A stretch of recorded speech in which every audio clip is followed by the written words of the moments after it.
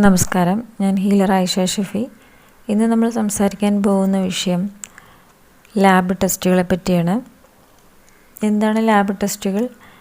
എന്താണ് ഈ ലാബ് ടെസ്റ്റുകളുടെ മാനദണ്ഡം? എന്ന് മുതലാണ് നമ്മൾ ലാബ് ടെസ്റ്റുകൾ അടിസ്ഥാനപ്പെടുത്തി രോഗത്തെ നിർണ്ണയിക്കാൻ തുടങ്ങിയത്? എന്താണ് ഇതിന് പിന്നിലുള്ള തത്വങ്ങൾ? നമ്മളുടെ ലാബ് ടെസ്റ്റും രോഗങ്ങളും തമ്മിൽ എന്തെങ്കിലും യഥാർത്ഥത്തിൽ ബന്ധമുണ്ടോ? അക്യുപഞ്ചർ പ്രകാരം ലാബ് ടെസ്റ്റുകളെ വിശദീകരിക്കുന്നത് എങ്ങനെയാണ് രോഗമുള്ള ഒരാൾക്ക് ലാബ് ടെസ്റ്റുമായിട്ട് ബന്ധപ്പെടുത്തി അയാളുടെ രോഗത്തെ സ്ഥിരീകരിക്കുന്നത്? എങ്ങനെ നമുക്ക് ലാബ് ടെസ്റ്റുകൾ ഇല്ലാതെ രോഗത്തിനെ സ്ഥിരീകരിക്കാം? ലാബ് ടെസ്റ്റുകളെ അടിസ്ഥാനപ്പെടുത്തി നമ്മൾ രോഗത്തെ ചികിത്സിച്ചു കഴിഞ്ഞാൽ നമ്മളുടെ മറ്റു പല അവയവങ്ങളും തകരാറിലാകുമോ എന്നുള്ള വിഷയത്തിനെ ആസ്പദമാക്കിയിട്ടാണ് ഇന്ന് ഞാൻ സംസാരിക്കാൻ പോകുന്നത്. ആദ്യം തന്നെ നിങ്ങൾക്ക് എല്ലാവർക്കും പ്രിയപ്പെട്ട അലോപ്പതി കൺസെപ്റ്റിൽ തന്നെ സംസാരിക്കാം. ലാബ് ടെസ്റ്റുകൾ പ്രധാനമായിട്ട് നമ്മൾക്ക് എല്ലാവർക്കും അറിയാം. നമ്മൾ ഒരുപാട് നമ്മളെ ശരീരത്തിലുള്ള പ്രത്യേക തരത്തിലുള്ള വേസ്റ്റുകൾ നമ്മൾ ലാബ് ടെസ്റ്റുകൾക്ക് വേണ്ടിയിട്ട് ഉപയോഗിക്കാറുണ്ട്. ഈ രോഗങ്ങളെ നിർണ്ണയിക്കാൻ വേണ്ടിയിട്ട് പലതരത്തിലുള്ള സെമൻ മുതൽ നമ്മൾ ബ്ലഡ് വരെയുള്ള സംഗതികൾ നമ്മൾ ടെസ്റ്റിന് വേണ്ടിയിട്ട് കൊടുത്ത് അതിൽ നിന്നും അതിൻ്റെ കൗണ്ട് നോക്കിയിട്ട് നമ്മൾ രോഗത്തിനെ നിർണ്ണയിച്ച് അതിനുശേഷം അതിനാവശ്യമായ മരുന്നുകൾ കഴിച്ചുകൊണ്ട് നമ്മൾ രോഗത്തെ സുഖപ്പെടുത്തിയെടുക്കുന്നതാണ് നമ്മൾ ചെയ്തു പോരുന്ന അവസ്ഥകൾ. ഏകദേശം ഒരു 1940 കാലഘട്ടത്തിലാണ് ഈ ലാബ് ടെസ്റ്റുകൾ കണ്ടുപിടിക്കപ്പെട്ടിട്ടുള്ളത്. ലാബ് ടെസ്റ്റുകൾ അതായത് രോഗം ഓൾറെഡി നോട്ട് ചെയ്യപ്പെടുന്നതിന് മുമ്പായിട്ട് തന്നെ അയാളുടെ ബ്ലഡിൻ്റെ കൗണ്ടുകളെ പരിശോധിച്ചുകൊണ്ട് അയാൾക്ക് രോഗം എന്തെങ്കിലും ഉണ്ടോ, വരാൻ സാധ്യതയുണ്ടോ എന്നുള്ളതിനെ അടിസ്ഥാനപ്പെടുത്തിയിട്ട് അയാളുടെ ഏർലി സ്റ്റേജിൽ അതിനെ മനസ്സിലാക്കുന്ന ഒരവസ്ഥയായിരുന്നു ലാബ് ടെസ്റ്റ് തുടക്കത്തിലുണ്ടായിരുന്നത്. പിന്നെ അതിന് ശേഷം രോഗം ആയിട്ട് വരുന്ന വ്യക്തികളെ ടെസ്റ്റ് ചെയ്യുകയും അവർക്ക് ആ രോഗവുമായി ബന്ധപ്പെട്ട അണുക്കളുടെ അളവ് ബ്ലഡിലുണ്ടോ എന്നുള്ളത് ഉറപ്പുവരുത്തി അയാളുടെ മരുന്നിനെ തിട്ടപ്പെടുത്തുന്ന അവസ്ഥയാണ് ലാബ് ടെസ്റ്റുകളിൽ ഉണ്ടായിരുന്നത്.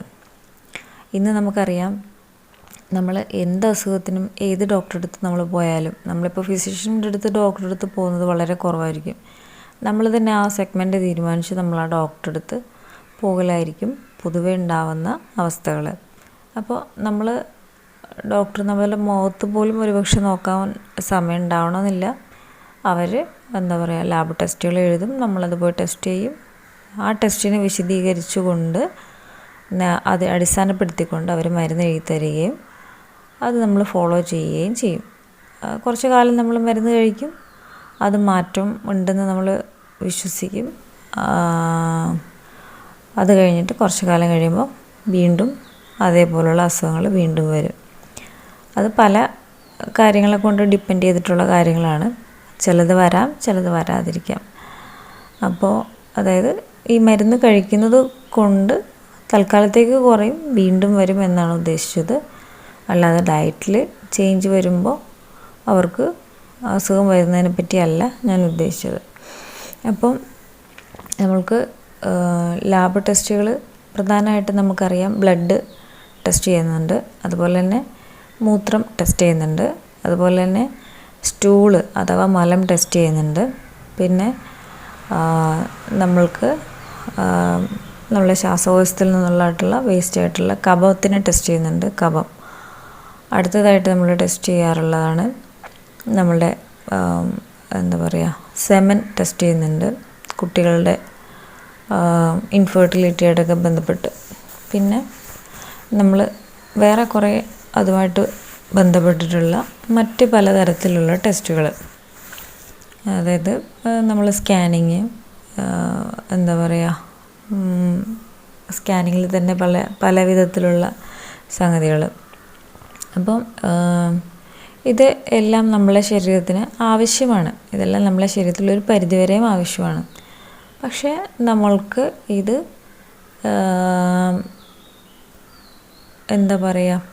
കുറേയധികം മനുഷ്യന്മാർ ഇതിനെ മാത്രം അതായത് ലാബ് ടെസ്റ്റുകളെ മാത്രം ആശ്രയിച്ചുകൊണ്ട് രോഗനിർണയം നടത്തിയിട്ട് മരുന്ന് കഴിച്ച് കാലക്രമേണ അവർക്ക് കിഡ്നി, പലതരത്തിലുള്ള ലിവർ തുടങ്ങിയ അവയവങ്ങളൊക്കെ ഫെയിലിയർ ആയതിനു ശേഷം മരണപ്പെടുന്ന ഒരുപാട് അവസ്ഥകൾ ഉണ്ടാവാറുണ്ട്.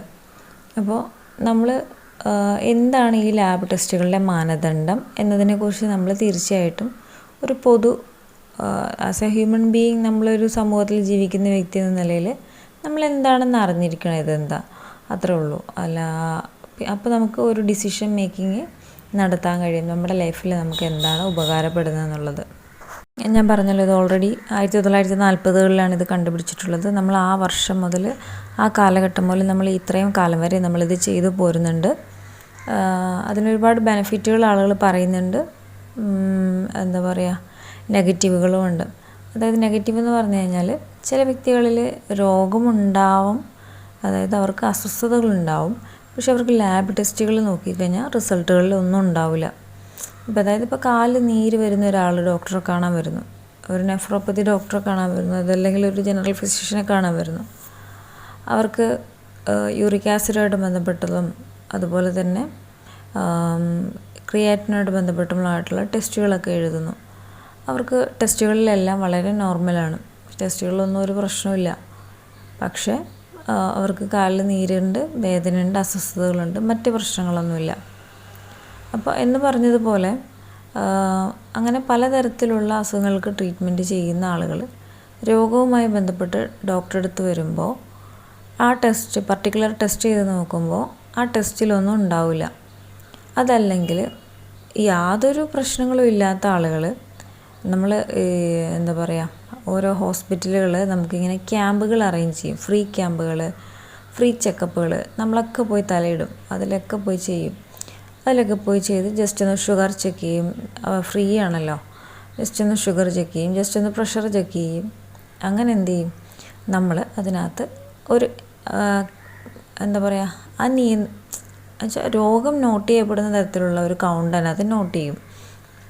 അങ്ങനെ നോട്ട് ചെയ്യും. പ്രത്യക്ഷത്തിൽ നമുക്ക് എന്താ പറയുക, ലക്ഷണങ്ങളൊന്നും തന്നെ ഇല്ല. നമ്മൾ ആ നോട്ട് ചെയ്യപ്പെട്ട വാല്യൂവിൻ്റെ അടിസ്ഥാനത്തിൽ നമ്മൾ അന്ന് സ്റ്റാർട്ട് ചെയ്യും മരുന്ന്, ആ പർട്ടിക്കുലർ ഡിസീസിന് വേണ്ടിയിട്ട്.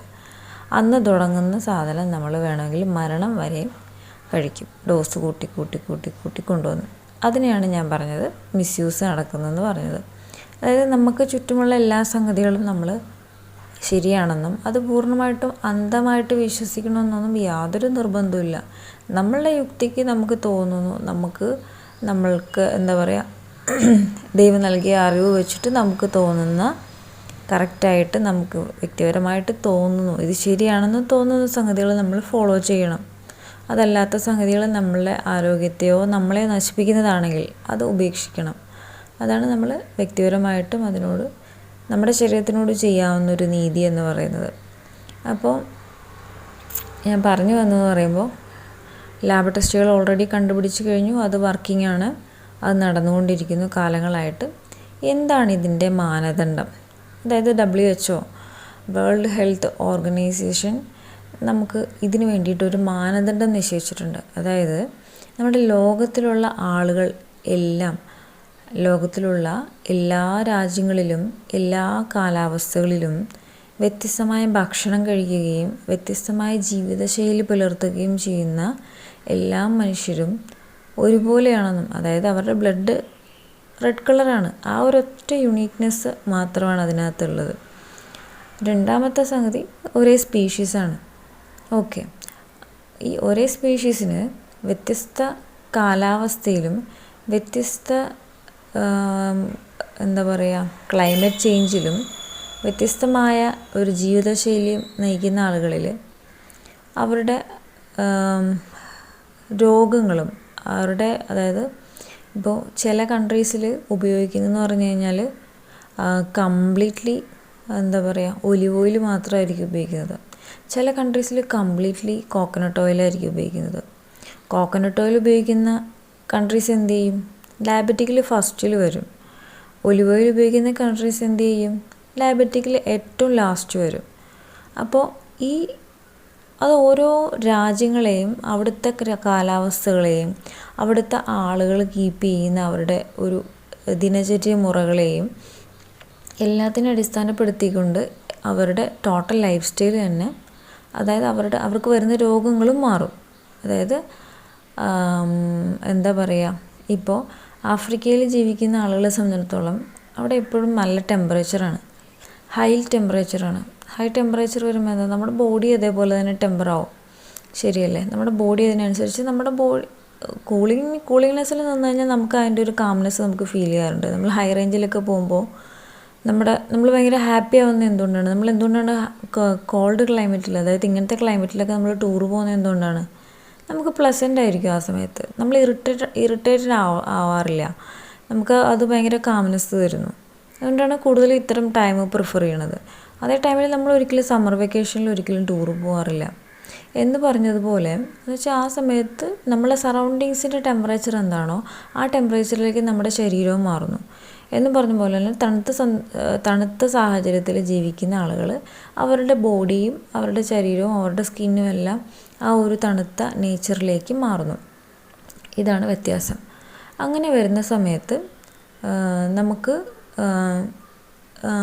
അവർ കഴിക്കുന്ന ഭക്ഷണം, ആ കഴിക്കുന്ന ഭക്ഷണം ഡൈജസ്റ്റ് ചെയ്യപ്പെടുന്ന അവസ്ഥകൾ, അവർക്കുണ്ടാകുന്ന രോഗങ്ങൾ, അവർ കഴിക്കുന്ന ഭക്ഷണത്തിൻ്റെ ക്വാളിറ്റി, അവരുടെ വർക്കുകൾ, അവരുടെ കൺട്രിയിലെ നേച്ചർ അനുസരിച്ച് ഓരോ വ്യക്തികളും ചെയ്യുന്ന ഫിസിക്കൽ ഹാർഡ് വർക്കുകൾ.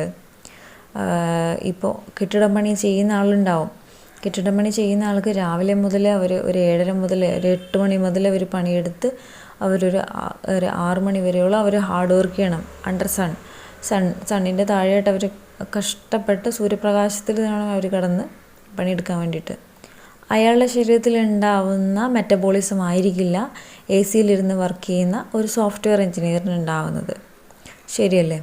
അപ്പോൾ നമ്മൾക്ക് ഒരു കൺട്രിയിലെ ആളുകൾ തമ്മിലോ അല്ലെങ്കിൽ ഒരു രാജ്യത്തിൽ തന്നെ വ്യത്യസ്ത സാഹചര്യങ്ങളിലോ വ്യത്യസ്ത ഭക്ഷണങ്ങളിലോ വ്യത്യസ്തമായ ക്ലൈമറ്റുകളിലോ ജീവിക്കുന്ന ആളുകൾ തമ്മിൽ ഒരിക്കലും ഒരു മനുഷ്യനും മറ്റൊരു മനുഷ്യനോട് സമമാണെന്ന് നമുക്കൊരിക്കലും പറയാൻ കഴിയില്ല. നമ്മൾ കണ്ടിട്ടില്ലേ, നമുക്ക് അറബികളിൽ കുറച്ചുകൂടെ പൊക്കം ഉണ്ടാവും, എന്നാൽ കൊറിയൻസിന് വളരെ പൊക്കം കുറവാണ്. ചൈനീസ് അങ്ങനത്തെ ഒരു കൾച്ചർ ഫോളോ ചെയ്യുന്ന ആളുകളിലൊക്കെ പൊക്കം കുറവാണ്. അപ്പോൾ ഓരോ ഫിസിക്കൽ എന്താ പറയുക ക്യാരക്ടറിസ്റ്റിക്സ് ഉള്ള പലതരത്തിലുള്ള നേച്ചറുകളാണ് ഓരോ രാജ്യങ്ങളിലും ഉള്ളത്. ആ രാജ്യങ്ങളിൽ തന്നെ വ്യത്യസ്തമായ അപ്പിയറൻസും വ്യത്യസ്തമായ ബോഡി എന്താ പറയുക ക്യാരക്ടറിസ്റ്റിക്സോടും കൂടി ആളുകളും ഉണ്ട്. അപ്പോൾ നമുക്കിതിനെ എല്ലാത്തിനെയും ഒരേ മാനദണ്ഡം അനുസരിച്ച് നോക്കുന്നത് ശരിയാണോ എന്നാണ് ഞാൻ ചോദിക്കുന്നത്.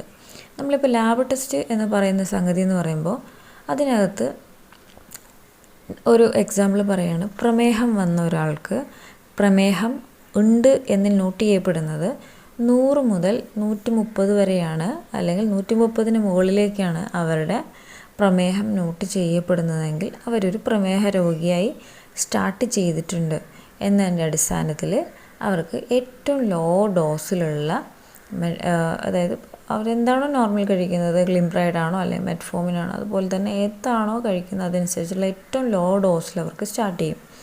അതാണ് ഉണ്ടാവുക. ഓക്കെ. അപ്പോൾ അവർക്ക് അതിൻ്റേതായ സിംറ്റംസ് ഒന്നും ഉണ്ടാവണമെന്നില്ല. പക്ഷേ അതായത് ഷുഗറിൻ്റെതായ യാതൊരു ലക്ഷണങ്ങളില്ലെങ്കിലും അവർക്ക് ഈ ഒരു റേഞ്ച് അവരുടെ ബ്ലഡിൽ നോട്ട് ചെയ്യപ്പെടും കഴിഞ്ഞാൽ അവർ ഷുഗർ രോഗി ആയിട്ടുണ്ട്. നിങ്ങളിപ്പോൾ മെഡിസിൻ സ്റ്റാർട്ട് ചെയ്തെടുത്തില്ലെങ്കിൽ നിങ്ങളുടെ അത് ലൈഫ് ലോങ് നിങ്ങളെ അത് ബാധിക്കും എന്ന് പറഞ്ഞിട്ടാണ് നമ്മളിത് ചെയ്യുന്നത്. അതുപോലെ തന്നെയാണ് ഓരോ രോഗങ്ങളും, അതായത് തൈറോയ്ഡ്, ബ്ലഡ് പ്രഷർ, ഇതെല്ലാ സംഗതികളും. ഇതിനെല്ലാത്തിനും അവർ വെച്ചിരിക്കുന്നൊരു മാനദണ്ഡമുണ്ട്. ബ്ലഡ് പ്രഷർ നമുക്കിപ്പോൾ 120 കൂടുതലും ആയിക്കഴിഞ്ഞാൽ അത് ഹൈപ്പർ പ്രഷറാണ്. 120 താഴ്ന്നു കഴിഞ്ഞാൽ അത് ലോ പ്രഷറാണ്. അതുപോലെ തന്നെ തൈറോയ്ഡ് ഇത്ര കൂടിക്കഴിഞ്ഞാൽ അത് ഹൈപ്പർ തൈറോയിഡാണ്, ഇത്ര കുറഞ്ഞു കഴിഞ്ഞാൽ അത് ഹൈപ്പോ തൈറോയിഡാണ്. ഈ ഒരു സ്റ്റാൻഡേർഡ് അവർ കൽപ്പിക്കുന്ന, അതായത് ഈ ഒരു വാല്യൂ ഉണ്ടല്ലോ, ഈ വാല്യൂ എന്ന് പറയുന്നത് കണ്ടുപിടിച്ചിരിക്കുന്നത് വേൾഡ് ഹെൽത്ത് ഓർഗനൈസേഷനാണ്. ഈ ലാബ് ടെസ്റ്റുകൾ കണ്ടെത്തി കഴിയുന്ന ആ കാലഘട്ടത്തിൽ ഇവർ കൊളാബറേറ്റ് ചെയ്തുകൊണ്ട് ഇവർ കണ്ടെത്തി കഴിഞ്ഞ, അതായത് ഒരു മനുഷ്യനെ വെച്ച് നോക്കുമ്പോൾ കോമൺ ആയിട്ട് എന്താണ് അവരുടെ ശരീരത്തിൽ വരുന്ന എന്താ പറയുക ലാബ് ടെസ്റ്റുകളിൽ അവർക്ക് ഒരു മനുഷ്യന് കോമൺ ആയിട്ട് വയ്ക്കാൻ പറ്റുന്ന റേഞ്ച് എത്രയാണ്, അതനുസരിച്ച് അവർ ഫിക്സ് ചെയ്ത് വെച്ചിരിക്കുന്ന ഒരു റേഞ്ചാണിത്. അപ്പം മനുഷ്യൻ തന്നെ, അതായത് കുറേ ആളുകളെ വിലയിരുത്തിയതിൻ്റെ അടിസ്ഥാനത്തിലാണ് ഈ ഒരു സാധനവും ഈ റേഞ്ചെല്ലാം വന്നതെങ്കിലും ഞാൻ പറയുന്നത് ഇതെല്ലാം വ്യത്യസ്തമാണ്. വ്യത്യസ്ത തരത്തിലുള്ള മനുഷ്യന്മാരാണ്. അവരുടെ ശരീരത്തിനകത്ത് നടക്കുന്ന മെറ്റബോളിസവും അവരുടെ ഫിസിക്കൽ വർക്കുകളും അവർ കഴിക്കുന്ന ഭക്ഷണങ്ങളും അവരുടെ ലൈഫ് സ്റ്റൈലും എല്ലാം വ്യത്യസ്തമാണ്. അതിൻ്റെ അടിസ്ഥാനത്തിൽ ഒരു അളവുകോലിൽ അല്ലെങ്കിൽ ഒരു 100 എന്ന് പറയുന്ന ഒരു ഡയബറ്റിക്കിൻ്റെ കൺസെപ്റ്റിൽ നിന്ന് ഒരിക്കലും എല്ലാ ആളുകൾക്കും രോഗം ഒരുപോലെയാണെന്ന് നമുക്ക് വിലയിരുത്താൻ കഴിയില്ല.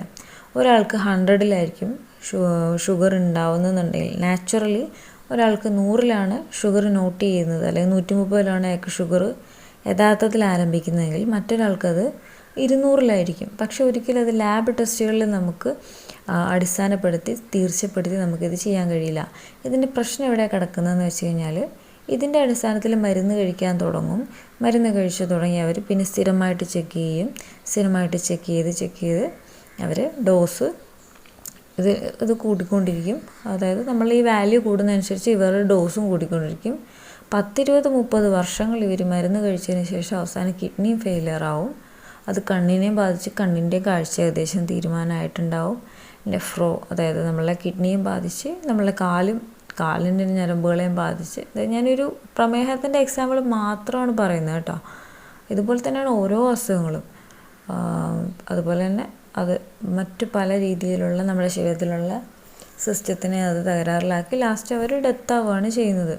ഈ ഡെത്തായ മനുഷ്യന്മാരൊന്നും തിരിച്ചു വന്നൊന്നും പറയുന്നില്ലല്ലോ, ഞാൻ ഇത്രയും കാലം ടാബ്ലറ്റ് കഴിച്ചതുകൊണ്ടാണ് ഞാനിത് എൻ്റെ കിഡ്നി ഫെയിലിയർ ആയെന്നോ, അല്ലെങ്കിൽ ഞാൻ വെറുതെ ഒരു ഹെൽത്ത് ചെക്കപ്പിന് പോയപ്പോൾ എൻ്റെ ഷുഗർ നോട്ട് ചെയ്ത് എൻ്റെ ഷുഗർ 100 നോട്ട് ചെയ്യപ്പെട്ട് ആ കാലഘട്ടത്തിൽ എനിക്ക് ഷുഗർ ഉണ്ടായിരുന്നില്ല, ഞാനെന്ന് ടാബ്ലറ്റ് സ്റ്റാർട്ട് ചെയ്തില്ലായിരുന്നെങ്കിൽ ഞാൻ ഇത്ര വലിയ രോഗിയാവുമായിരുന്നില്ല, എനിക്ക് യഥാർത്ഥത്തിൽ രോഗം ഉണ്ടാകുമ്പോൾ ഞാൻ ചികിത്സിച്ചാൽ മതിയായിരുന്നു, അങ്ങനെ ആയിരുന്നെങ്കിൽ എനിക്ക് ഇത്രയും കോംപ്ലിക്കേഷൻ വരില്ലായിരുന്നു എന്നൊരു ക്യാൻസർ രോഗിയും ഒരു മരണപ്പെട്ട വ്യക്തിയും വന്ന് തിരിച്ചു പറയണില്ലല്ലോ.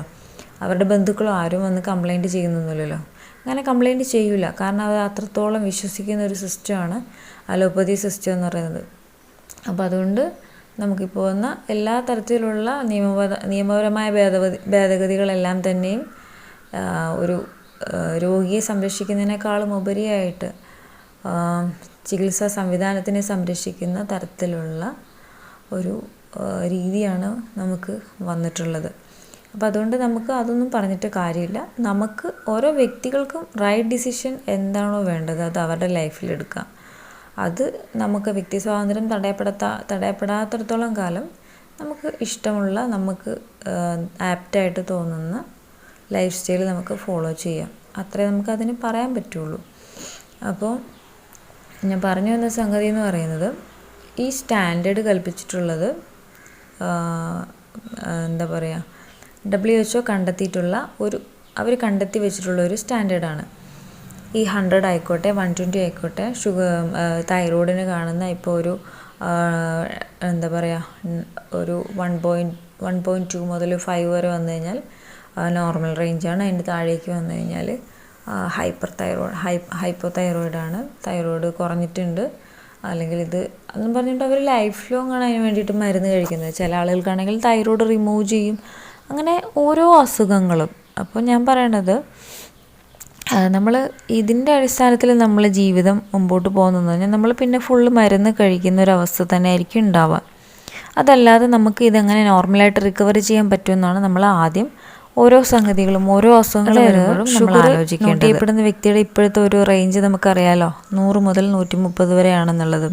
ഞാൻ ഈ ഒരു എക്സാമ്പിൾ മാത്രം എടുത്ത് പറയുന്നുള്ളൂ കേട്ടോ. നിങ്ങൾ ബാക്കിയൊക്കെ നിങ്ങളായിക്കൊള്ളണം, നിങ്ങളത് നോക്കി കൃത്യമായിട്ട് ചെയ്യപ്പെടണം. ഇനി 100 വന്നു കഴിഞ്ഞാൽ അതൊരു രോഗിയാണ്, അവർ മരുന്ന് സ്റ്റാർട്ട് ചെയ്യണം. ഇനി 130 മുതൽ, അതായത് ഒരു 10 കൊല്ലം മുമ്പ് നമ്മൾ ഈ ഷുഗറിൻ്റെ റേഞ്ച് കണക്കാക്കിയിരുന്നത് ഒരു 120 ടു ഒരു 140 അല്ലെങ്കിൽ 130 നോർമൽ റേഞ്ച് ഉണ്ടായിരുന്നത്. ഒരു 20-30 വർഷങ്ങൾക്ക് മുമ്പായിട്ട് ഒരു 130 മുതൽ ഒരു 150 വരെ ആയിരുന്നു ഈ ഷുഗറിൻ്റെ റേഞ്ച്. അപ്പോൾ ഈ ഷുഗറിൻ്റെ റേഞ്ച് എന്തുകൊണ്ടാണ്, അതായത് ഈ ഓരോ ടെസ്റ്റുകളുടെയും റേഞ്ചുകൾ എന്തുകൊണ്ടാണ് കുറഞ്ഞു വരുന്നത്? എന്തുകൊണ്ടാണ് നമ്മൾ ഈ ടെസ്റ്റുകളുടെ റേഞ്ചുകൾ കുറഞ്ഞു വരുന്നത്? അതായത് 20 കൊല്ലം മുമ്പ് 130 മുതൽ 150 വരെയാണ് ഷുഗർ ഒരു പ്രശ്നമായിട്ട് കണ്ടിരുന്ന ആ കാലഘട്ടത്തിൽ. അതായത് ആ കാലഘട്ടത്തിൽ 200 വരെയൊക്കെ വരുന്നത് വരെ നോർമലാണ് എന്നൊക്കെ, ഒരു 180 വന്നാലും വലിയ പ്രശ്നമില്ല എന്ന് വിചാരിക്കുന്ന ഒരു കാലഘട്ടമൊക്കെ ഉണ്ടായിരുന്നു. അതായത് ഒരു 10-20 കൊല്ലം മുമ്പ്. അന്ന് അതിനെ ഒരു പ്രശ്നമായിട്ട് നമ്മൾ പരിഗണിച്ചിരുന്നില്ല. പക്ഷേ ഇന്ന് 100 വന്നാൽ പ്രശ്നമാണ്. നിങ്ങൾക്കതിൻ്റെ ഒരു ഉൾക്കാമ്പ് മനസ്സിലാവുന്നുണ്ടെന്ന് ഞാൻ വിചാരിക്കുന്നുണ്ട്.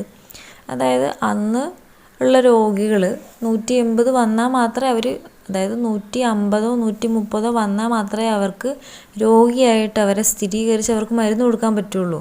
100 ആൾക്ക് ഒരിക്കലും മരുന്ന് കൊടുക്കാൻ കഴിയില്ല.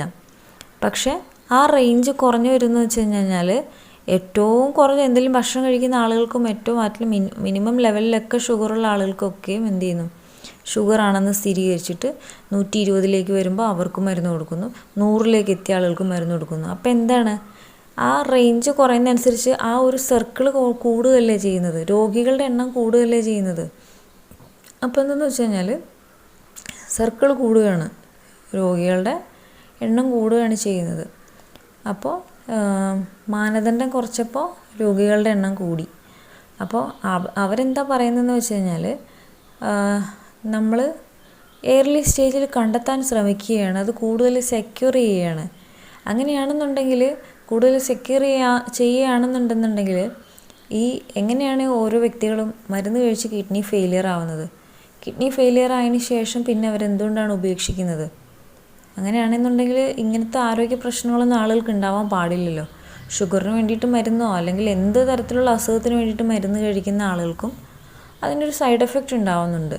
ആ സൈഡ് എഫക്റ്റ് അവരെ തന്നെ ലാസ്റ്റ് കീഴടക്കുന്നുണ്ട്. അപ്പോൾ അങ്ങനെയെന്നുണ്ടെങ്കിൽ അങ്ങനത്തെ ഒരു സൈഡ് എഫക്റ്റ് അത് പ്രദാനം ചെയ്യരുത്. അത് അവരുടെ ആരോഗ്യത്തിനെ സംരക്ഷിക്കുകയാണ് വേണ്ടത്. നേരെ മറിച്ച് അത് തന്നെ അവരുടെ ലൈഫിന് വെല്ലുവിളിയാണ്. ഈ ഒരു ലാബ് ടെസ്റ്റ് കൊണ്ട് ചെയ്യുന്ന അക്രമം എന്താണെന്ന് വെച്ച് കഴിഞ്ഞാൽ, ഇല്ലാത്ത രോഗമുണ്ടെന്ന് വിചാരിച്ചുകൊണ്ട് അതിന് മരുന്ന് കഴിക്കുന്ന അവസ്ഥകൾ. അപ്പോൾ അതാണ് ഞാൻ പറഞ്ഞു വരുന്നത്. അപ്പോൾ പ്രധാനമായിട്ടും ഞാൻ എങ്ങനെയാണ്, ഒന്ന് ഞാൻ പറഞ്ഞു ലാബ് ടെസ്റ്റ് എപ്പോൾ കണ്ടുപിടിച്ചു, പിന്നെ ലാബ് ടെസ്റ്റിൻ്റെ സ്റ്റാൻഡേർഡ് ഇത്രയും ഞാൻ പറഞ്ഞു കഴിഞ്ഞു. അതുപോലെ തന്നെയാണ് നമ്മുടെ ശരീരത്തിൽ നമ്മൾ ചെയ്യുന്ന ഓരോ ടെസ്റ്റുകളും നമുക്കതിന് സിമിലാറായിട്ടുള്ള, അതായത് ഇപ്പോൾ നമ്മൾ USG ചെയ്യുന്നു, വയറ്റിലെ വയറിൻ്റെ സ്കാനിങ് ചെയ്യുന്നു, നമുക്ക് നമ്മളുടെ വയറ്റിനകത്തുള്ള, അതായത് ഒരു ഗർഭിണിയായ ഒരു വ്യക്തി ഒരു കുഞ്ഞിൻ്റെ സ്കാനിങ് എടുക്കുന്നു. ആ ഗർഭിണിയായ വ്യക്തിയുടെ ശരീരത്തിനും BMIക്കും അവരുടെ കുഞ്ഞിൻ്റെ ആ ഒരു വലിപ്പത്തിനും ആ വെയ്റ്റിനും ആ ഒരു മൂവ്മെൻറ്റിനും ആ ഒരു ടെക്സ്ചറിനും സമാനമായ ഒരു സംഗതിയാണ് അവിടെ പുറപ്പെടുവിക്കുന്നത്. അതുപോലെ തന്നെയാണ് നമുക്ക് ECGയിൽ വേരിയേഷൻ ഒരുപക്ഷെ ഉള്ള ആൾക്ക് ഒരുപക്ഷെ ഹാർട്ട് അറ്റാക്ക് ഉണ്ടാവണമെന്നില്ല. അത് ചിലപ്പോൾ ഒരു 10 മിനിറ്റ് കഴിയുമ്പോൾ വീണ്ടും വാനിഷ് ആവും, അല്ലെങ്കിൽ വീണ്ടും വരും. പക്ഷെ ആ ECG വേരി ആയിക്കൊണ്ടിരിക്കും. അത് ഓരോ മൊമെൻറ്റിലും ആ സാധനങ്ങൾ വേരി ആയിക്കൊണ്ടിരിക്കും. അപ്പോൾ അതുപോലെ തന്നെയാണ് നമ്മളെ തലയിലെടുക്കുന്ന MRI ആയിക്കോട്ടെ, നമ്മൾ എക്സ്റേ ആയിക്കോട്ടെ, എല്ലാം ആയിക്കോട്ടെ, നമുക്ക് ആ ഒരു സംഗതികളുമായിട്ട് സമാനമായിട്ട് നിൽക്കുന്ന ഒരു ഏകദേശ കണക്കിലുള്ളൊരു സാധനമാണ് നമുക്കവിടെ പ്രൊവൈഡ് ചെയ്യപ്പെടുന്നത്. അതിലൊന്നും അഡ്വാൻറ്റേജ് ഇല്ലെന്നല്ല പറയുന്നത്, പക്ഷേ നമ്മളത് അമിതമായിട്ട് വിശ്വസിക്കുമ്പോൾ നമ്മളതിനകത്തുള്ള കുറേ സംഗതികൾക്ക് വേണ്ടിയിട്ട് നമ്മുടെ ഹെൽത്ത് തന്നെ നമ്മൾ അമിതമായ പേടിയുടെ അടിസ്ഥാനത്തിൽ ബലിയാടാകുന്ന ഒരവസ്ഥയുണ്ട്. അങ്ങനെ ചെയ്യരുത് ഒരിക്കലും. അപ്പോൾ എന്തവസ്ഥയിലും തീവ്രമാവേണ്ട ആവശ്യമൊന്നുമില്ല. പക്ഷെ എന്നാലും നമ്മൾ കുറച്ചെങ്കിലും ആ സംഗതികളിൽ അവെയറായിരുന്നു കഴിഞ്ഞാൽ നമുക്ക് കുറേ സംഗതികളിൽ നമ്മളുടെ ഹെൽത്തുകൾ സംരക്ഷിക്കാൻ നമുക്ക് സാധിക്കും. അപ്പോൾ ഞാൻ ഓൾറെഡി പറഞ്ഞു ലാബ് ടെസ്റ്റിൽ നമ്മൾ പ്രധാനമായിട്ടും എന്തൊക്കെയാണ് ടെസ്റ്റ് ചെയ്യാറുള്ളത്. ഇനി ഞാൻ പറയാൻ പോകുന്നത് അക്യുപങ്ക്ചറിൻ്റെ വ്യൂവിലുള്ള ലാബ് ടെസ്റ്റിനെ കുറിച്ചുള്ള കൺസെപ്റ്റുകളാണ് ഞാൻ പറയാൻ പോകുന്നത്. ഇനി മുതൽ നിങ്ങൾ ശ്രദ്ധിക്കണം, കൃത്യമായ കാര്യങ്ങൾ കേട്ട് മനസ്സിലാക്കണം. അക്യുപങ്ക്ചർ പ്രകാരം നമുക്ക് അക്യുപങ്ക്ചറല്ല, നോർമലി നമ്മൾ ലാബ് ടെസ്റ്റ് ചെയ്യുന്നത് മൂത്രം, മലം, കഫം, രക്തം, സെമൻ തുടങ്ങിയ സംഗതികളൊക്കെയാണ് നമ്മൾ ലാബിൽ കൊണ്ടുപോയി ടെസ്റ്റ് ചെയ്യുന്ന സംഗതികൾ. ഇതിൽ നിങ്ങൾ മനസ്സിലാക്കേണ്ട സംഗതികൾ,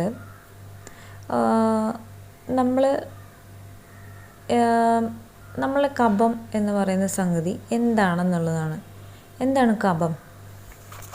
ഈ കഫമാണല്ലോ നമ്മൾ ടെസ്റ്റ് ചെയ്യുന്നത്. ഓക്കെ, ഈ കഫം എന്താണ്?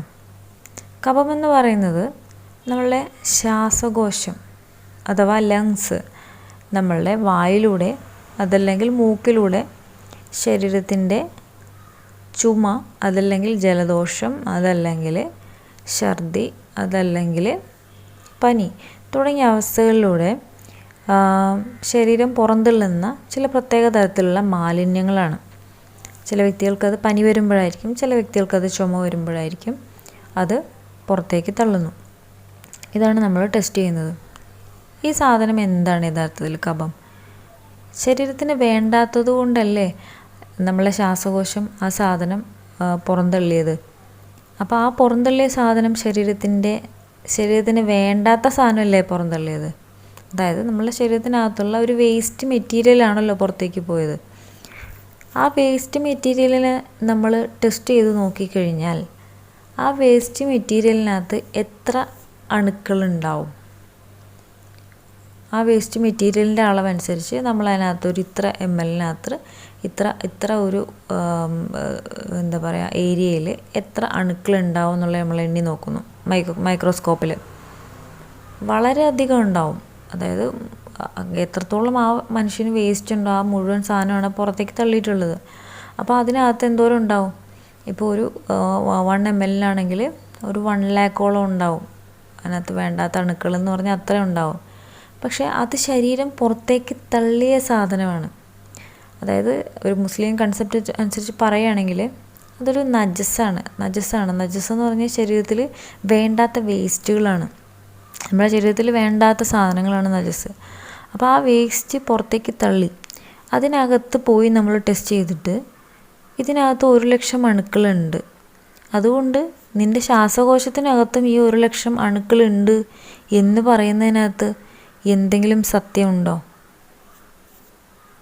അത് ശരീരം നമ്മൾ പുറന്തള്ളിയ സാധനമല്ലേ. അത് നമ്മളെ ശരീരം ഇനിയും പുറന്തള്ളാനിരിക്കുന്നുണ്ട് നാച്ചുറലായിട്ട് തന്നെ. പക്ഷെ നമ്മൾ എന്ത് ചെയ്യുന്നു? അത് നാച്ചുറലായിട്ട് പോകാൻ അനുവദിക്കുന്നില്ല, അത്രേ ഉള്ളൂ. അപ്പോൾ ഈ പുറത്തേക്ക് പോയ സാധനത്തിൻ്റെ ടെസ്റ്റ് ചെയ്തുകൊണ്ട് അതിൻ്റെ അടിസ്ഥാനത്തിൽ നിൻ്റെ ശ്വാസകോശത്തിനകത്ത് 2,00,000 അണുക്കളുണ്ട് അല്ലെങ്കിൽ 10,00,000 അണുക്കളുണ്ട് എന്ന് പറയുന്നതിൽ എന്തെങ്കിലും അർത്ഥമുണ്ടോ? ബുദ്ധിപരമായിട്ട് ചിന്തിച്ചാൽ നിങ്ങൾക്ക് മനസ്സിലാവും, ഒരർത്ഥവും ഇല്ല. അപ്പം അതുകൊണ്ട് എന്താ പറയുക, കഫം അതായത് നമ്മളെ ശരീരത്തിനകത്ത് വേസ്റ്റ് ആയിട്ടുള്ളൊരു പ്രൊഡക്റ്റാണ്. നമ്മൾ ടെസ്റ്റ് ചെയ്യുന്നുണ്ടെങ്കിൽ എന്താ ചെയ്യേണ്ടത്? നല്ല സാധനം, നമ്മുടെ ശരീരത്തിനുള്ളിൽ നിലനിൽക്കുന്ന സാധനമാണ് ടെസ്റ്റ് ചെയ്യാൻ വേണ്ടിയിട്ട്. ശരീരം പുറന്തള്ളിയ സാധനമല്ല ടെസ്റ്റ് ചെയ്യാനുള്ളത്. രണ്ടാമത്തെ സംഗതിയാണ് നമ്മൾ മൂത്രം എന്ന് പറയുന്നത്. എന്താണ് മൂത്രം എന്ന് പറയുന്നത്? മൂത്രവും ഈ പറഞ്ഞ പോലെ തന്നെ ഒരു വേസ്റ്റ് മെറ്റീരിയലാണ്, ഒരു നജസ്സാണ്.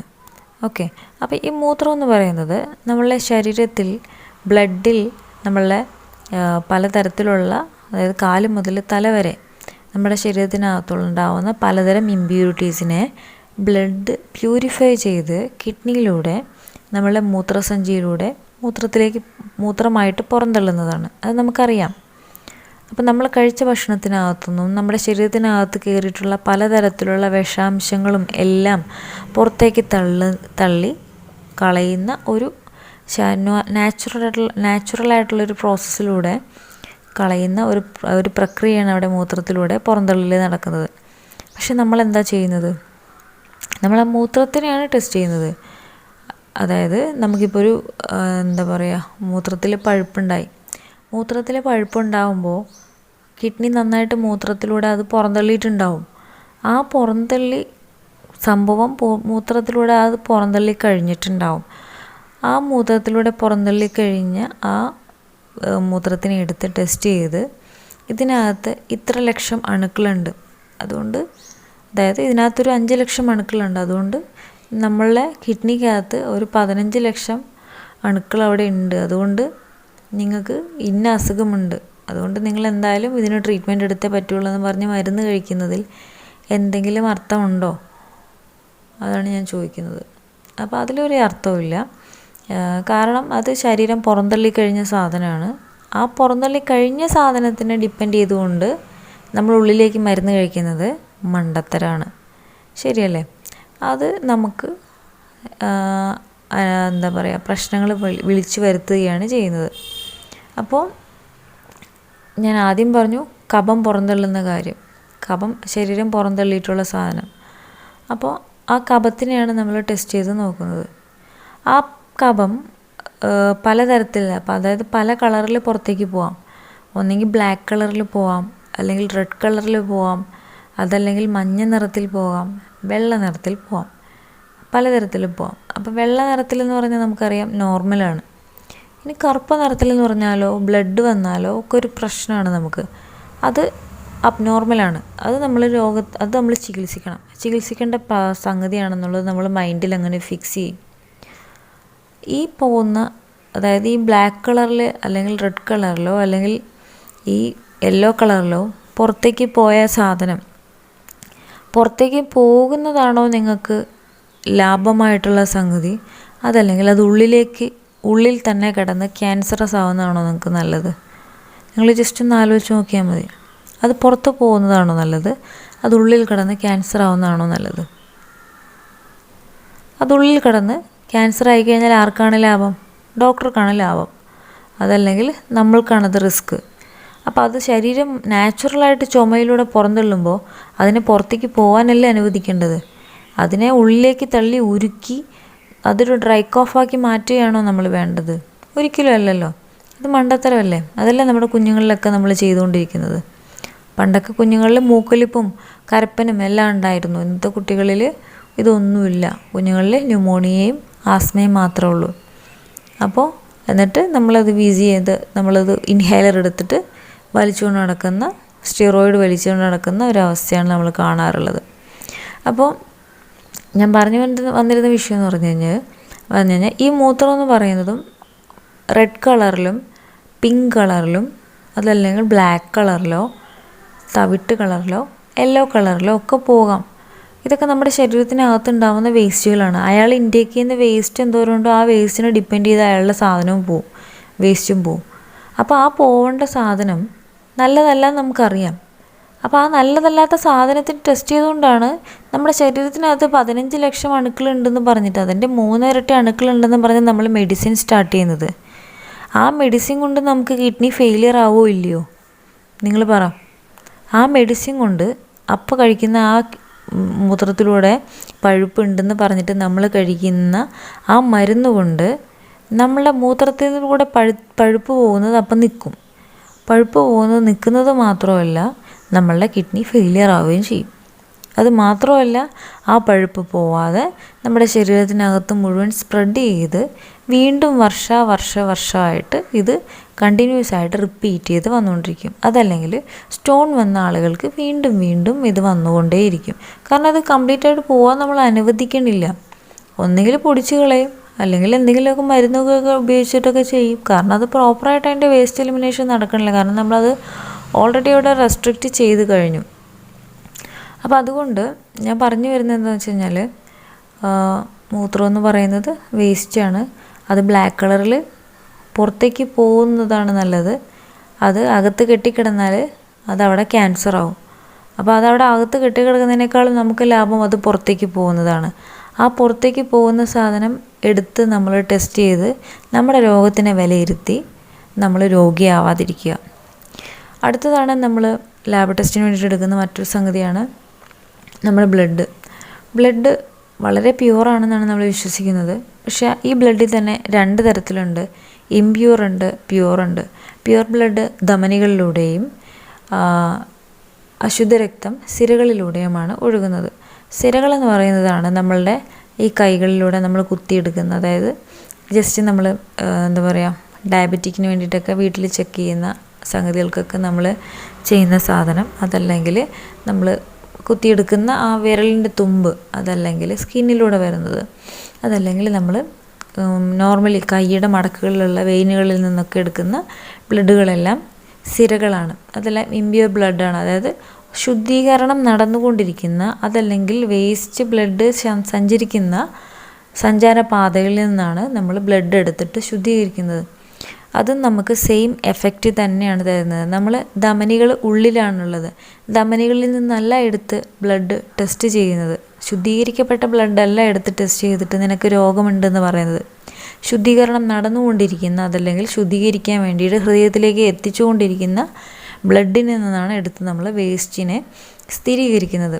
ഇതിനകത്ത് ഇത്രയും വേസ്റ്റ് ഉണ്ട്, അതുകൊണ്ട് നിൻ്റെ ഒറിജിനൽ ബ്ലഡിനകത്തും, അതായത് നിൻ്റെ യഥാർത്ഥ ശരീരത്തിനകത്തും ഇത്രയധികം വേസ്റ്റ് കിടപ്പുണ്ട്, ഇന്ന അസുഖത്തിൻ്റെ ഇത്രയും അണുക്കൾ കിടപ്പുണ്ട്.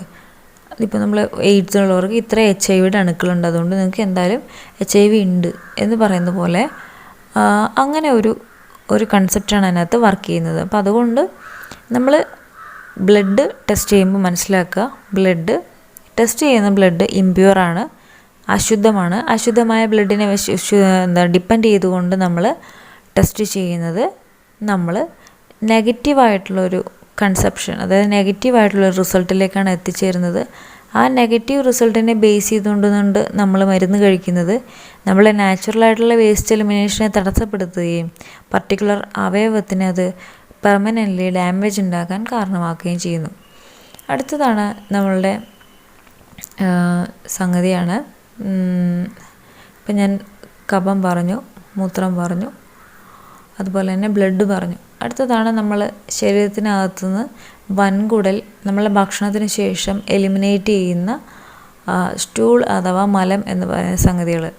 പലതരം അസുഖങ്ങൾക്കും നമ്മൾ മലം ടെസ്റ്റ് ചെയ്ത് നോക്കിയതിന് ശേഷമാണ് പല അസുഖങ്ങൾക്കും, അതായത് അതിൻ്റെ കളറ്, അതിനകത്തുള്ള ടെക്സ്ചേഴ്സ്, അതിനകത്ത് പുറപ്പെടുവിക്കുന്ന വേസ്റ്റ് തുടങ്ങിയവയൊക്കെ അടിസ്ഥാനപ്പെടുത്തിയിട്ടാണ് രോഗം നിർണ്ണയിക്കുന്നത്. അത് ശരീരം നമുക്ക് വേണ്ടാതെ റിമൂവ് ചെയ്യുന്നൊരു സാധനമാണ്. അത് ഡിപ്പെൻഡ് ചെയ്തുകൊണ്ട് നമ്മളെ ശരീരത്തിനകത്ത് ഇത്രയും വേസ്റ്റ് ഉണ്ട് എന്ന് പറയുന്നത് മുമ്പ് പറഞ്ഞ സംഗതിയെ പോലെ തന്നെ മണ്ടത്തരമാണ്.